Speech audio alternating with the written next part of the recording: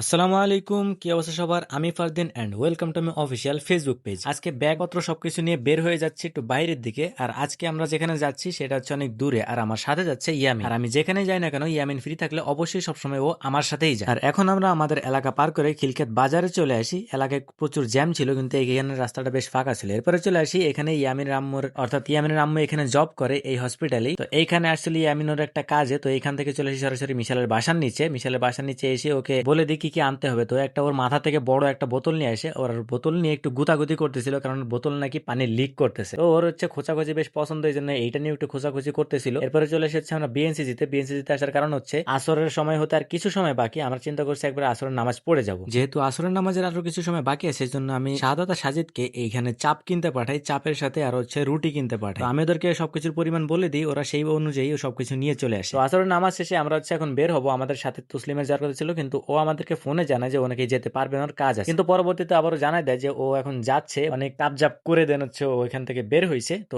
সামনে হচ্ছে আমাদের জন্য অপেক্ষা করতেছিল। তো আমরা হচ্ছে একবার রকেটের বেগে, রিক্সা যেমন আমাদেরকে চাপায়, আমরা আজকে রিক্সাদেরকে চাপাইতে চাপাইতে উঠতে উঠতে চলে যাই উত্তরা মেট্রো স্টেশনের ওইদিকে। তো এইখান থেকে একবারে আমাদের কাঙ্ক্ষিত জায়গায় চলে আসি। এখানে এসে আমরা আমাদের সব পাঞ্জাবি নিয়ে আসি, এখন তসলিম ছাড়া, কারণ ও হচ্ছে ওর কাজের ওইখান থেকে আসছে। তো আমরা সবাই পাঞ্জাবি পরে এখানে একবার রেডি হয়ে যাই। আমরা কি কারণে আসছি আপনারা তো ভালো মতোই জানেন। আমরা আসছি হচ্ছে ইফতার পার্টিতে। আর হচ্ছে ইফতার পার্টির যা যা ছিল, যাবতীয় যা যা কিনেছিলাম এইখানে আছে সবকিছু। তো আমরা সবকিছু এখানে এনে এক এক করে আনবক্সিং করি, বা আমরা হচ্ছে এখানে সবকিছু বের করতে থাকি। আমরা নান রুটি নিয়ে আসছিলাম এইখানে, আর হচ্ছে আনছিলাম আমরা চা, তাছাড়াও সালাদ ছিল, জিলাপি ছিল, খেজুর ছিল, আখের রস ছিল, আর অন্যান্য কিছু ছিল হালকা পাতলা জিনিস, যেগুলো আমরা এক এক করে সবকিছু বের করতে শুরু করি। আর হচ্ছে সব থেকে মজার বিষয় জিনিসটা আমার কাছে মনে হয় যে আমরা যে এখানে আজকে পার্টি করতে আসছি, পার্টি করতে আসার মতো এরকম সুযোগ সবার সবসময় হয় না, কিন্তু আমার ছিল, আমার ভাগ্য ভালো আই থিঙ্ক, এই জন্য হয়তো বা আমি এখানে পার্টিটা করতে পারতেছি। আর এটা অনেক বেশি মজার ছিল, অনেক বেশি ইন্টারেস্টিং ছিল, আর এইটা হচ্ছে একটা মেমোরাইজেবল ডে হিসেবে থেকে যাবে সব সময়। আর হচ্ছে ইফতার শেষে আমরা এখানে নামাজ শেষ করি। নামাজ হচ্ছে আমরা এখানে পড়ছিলাম, জামাত করেছিলাম, আমরা সবাই এখানে জাই নামাজ নিয়ে আসছি। আর হচ্ছে